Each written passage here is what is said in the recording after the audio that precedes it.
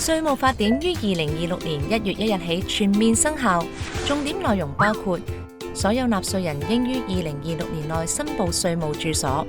該住所是向納稅人寄送稅務通知嘅唯一地點。